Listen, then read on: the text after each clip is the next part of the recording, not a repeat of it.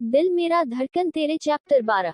अभियंत रास्ते भर सोचता रहा वो लड़की कौन थी, क्यों उसने मुझे राजा कहा। मन उलझा था, पर खुद को झटकते हुए उसने गाड़ी मोड़ ली प्रथम के बंगलों की ओर। बंगले के बड़े से गेट के पास पहुंचते ही सिक्योरिटी गार्ड हाथ उठाकर उसे रोकता है। सर, किससे मिलना है? अभियंत मुस्कुराया, उसकी आंखों में पहचान की हल्की सी चमक थी। मैं अभियंत हूँ, मुस्कान बुआ का भांजा। गार्ड ने हल्का सिर झुकाया। सर, एक बार अंदर फोन कर लूं? नौकरी का सवाल है। अभियंत ने गाड़ी का दरवाजा खोला और बाहर आ खड़ा हुआ। बिल्कुल, करो फोन।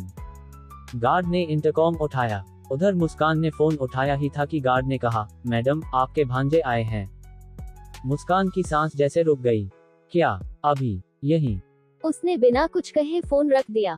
आंखों में एक अजीब सी चमक आ गई, दिल जैसे धड़कना भूल गया। वो बिना कुछ बोले लॉन की ओर भागी।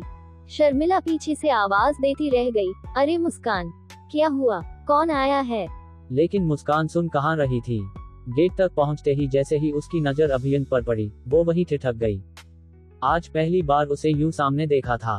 अब तक बस वीडियो कॉल पर देखा था, वो भी जब आरंभ मिलवाता था। मुस्कान खुद गेट खोलकर बाहर आए और बिना एक पल गवाए अपने भांजे को गले से लगा लिया। मेरे बच्चे, तू सच में आ गया।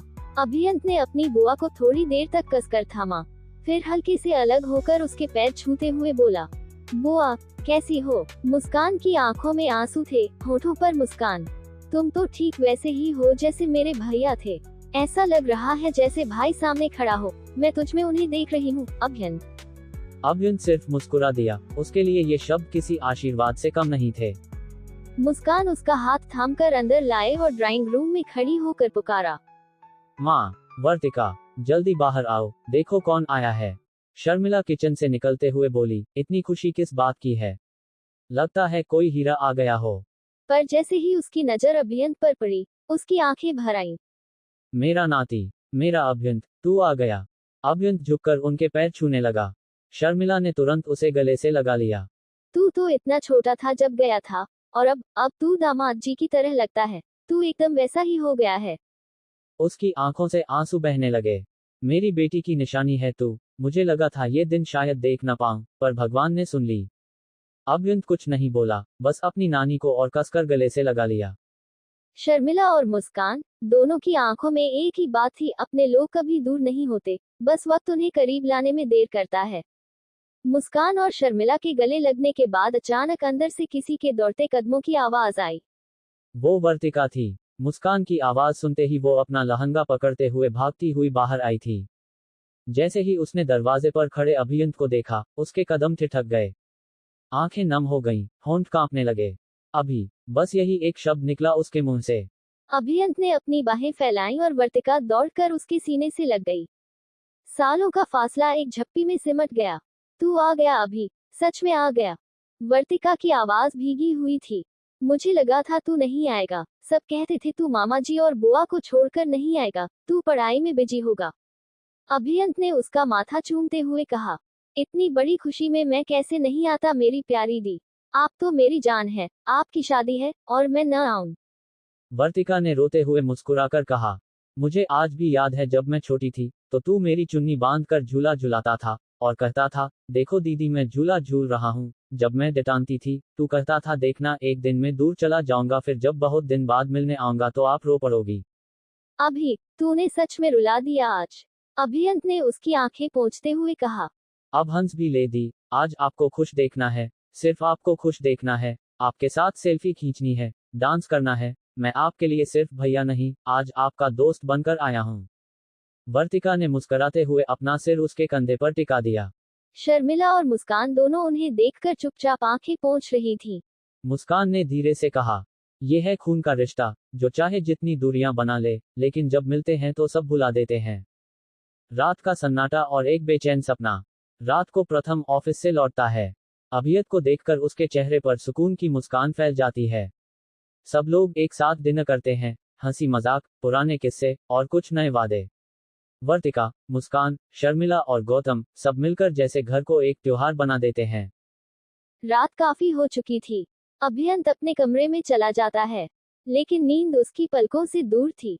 एक बार फिर वही सपना, वही बेचैनी, वही दर्द, उसकी आंखों से आंसू बहने लगते हैं। कुछ ही देर में वह जोर जोर से रोने लगता है। अचानक उसके रोने की आवाज सुनकर सब चौंक जाते हैं। चारों ओर से दौड़कर वर्तिका, मुस्कान, शर्मिला, गौतम और प्रथम उसके कमरे में आते हैं।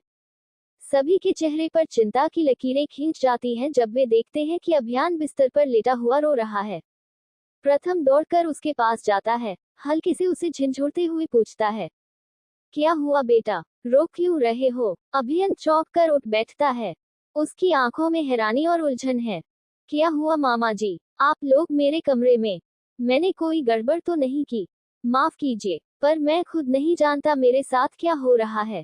शर्मिला उसके पास बैठती है, उसके सिर पर हाथ फेरते हुए कहती है, बेटा, तुम बहुत परेशान लग रहे थे, रो क्यों रहे थे? प्रथम उसके चेहरे को गौर से देखते हुए पूछता है, कोई सपना देखा था? कोई बुरा सपना? अभियंत सिर झुकाकर धीरे से कहता है, मुझे नहीं पता मामा जी, सब कुछ धुंधला सा लगता है, कुछ याद नहीं आता, पर डर बहुत लगता है। प्रथम उसे पानी पिलाता है और फिर सबको देखकर कहता है, आप सब लोग जाइए, सो जाइए, मैं अभियंत के पास ही रहूंगा। अभियंत मना करता है, नहीं मामा जी, मैं ठीक हूँ। लेकिन प्रथम उसकी बात नहीं सुनता। वह चुपचाप उसके पास लेट जाता है। धीरे धीरे सब अपने अपने कमरों में लौट जाते हैं, लेकिन प्रथम की आंखों से नींद कोसों दूर थी। वह करवटें बदलता रहा। उसके मन में एक ही सवाल गूंजता रहा, आखिर क्या है जो इस बच्चे को इतना बेचैन कर रहा है? कुछ सोचकर वह उठता है, फोन उठाता है और रात के उस सन्नाटे में आकृति का नंबर डायल करता है। योजक चिन्ह, योजक चिन्ह, योजक चिन्ह। कमरे में हल्की रोशनी थी। अभियंत अब गहरी नींद में था, लेकिन प्रथम की आंखें छत को घूर रही थी। दिल बेचैन था। उसका भांजा, जो दिन भर सबको हंसाता है, रात को ऐसे तड़पता है। क्या ये सिर्फ सपना है या कुछ और? वह चुपचाप उठा, बालकनी में जाकर धीरे से मोबाइल निकाला और आकृति का नंबर डायल किया। हेलो, उधर से आकृति की जगह आरंभ में फोन उठाया। आकृति, सॉरी, इतनी रात तुमको को डिस्टर्ब कर रहा हूँ, लेकिन कुछ पूछना जरूरी था। प्रथम की आवाज में चिंता साफ झलक रही थी। आरंभ एकदम सतर्क हो गया। प्रथम जी, मैं आरंभ बोल रहा हूँ। सब ठीक तो है? अभियंत तो ठीक है ना? ठीक नहीं है आरंभ जी। वो डर की मारे रो रहा था जोर जोर से। हमें समझ नहीं आ रहा क्या हो रहा है। उसका चेहरा ऐसा था जैसे किसी गहरे डर से गुजरा हो। मैंने पूछा तो बस कहता है, मुझे नहीं पता मामा जी, मुझे कुछ ठीक नहीं लग रहा। आरंभ जी, क्या आप जानते हैं क्या बात है? फोन के दूसरी ओर कुछ पल खामोशी छा गई। आरंभ प्रथम को सच्चाई नहीं बता सकता था कि उसकी मजबूरी थी। फिर आरंभ ने धीमी मगर साफ आवाज में कहा, प्रथम जी, अभियंत को हाइपरनेटिक नाइट टेरर डिसऑर्डर है, एक तरह की नींद से जुड़ी मानसिक बीमारी। मतलब? प्रथम हैरान था। ये बीमारी बच्चों में कभी कभी ट्रॉमा या शॉक की वजह से होती है। इसमें वो नींद में चीखते हैं, रोते हैं, लेकिन उन्हें कुछ याद नहीं रहता। अभियंत के साथ भी कुछ ऐसा ही हुआ था, और तब से ही ये समस्या शुरू हुई है। डॉक्टर ने कहा था कि उसे बहुत संभाल कर रखना होगा। भावनात्मक झटके या कोई बदलाव उसकी हालत को बिगाड़ सकते हैं। प्रथम की आवाज कांप उठी, आपने हमें पहले क्यों नहीं बताया? वो अब पहले से बेहतर है, लेकिन पूरी तरह ठीक नहीं। उसे अपनों की जरूरत है, तुम्हारी, सबकी। लेकिन सबसे ज्यादा जरूरत है सच्ची समझदारी की, न कि दया की। प्रथम की आंखें नम थीं। अब वो अकेला नहीं है आरंभ जी, मैं हूँ उसके साथ, हमेशा। फोन करते ही वह बालकनी से वापस आया, अभियंत के माथे पर हाथ फेरा और बगल में बैठ गया। अब चाहे जो हो, इस बच्चे को फिर कभी अकेले नहीं रोने दूंगा, उसने मन ही मन ठान लिया। सुबह की धूप कमरे में फैल चुकी थी। अभियंत अब जाग चुका था, लेकिन उसकी आंखों में रात का डर अब भी थोड़ा थोड़ा ठहरा हुआ था। प्रथम उसके पास बैठ गया और मुस्कुराते हुए बोला, अभियंत, एक जरूरी काम है। तुम्हें 2-3 महीने के लिए मिर्जापुर जाना होगा, किशनगंज गांव। क्यों मामा जी, क्या हुआ? अभियंत ने हैरानी से पूछा।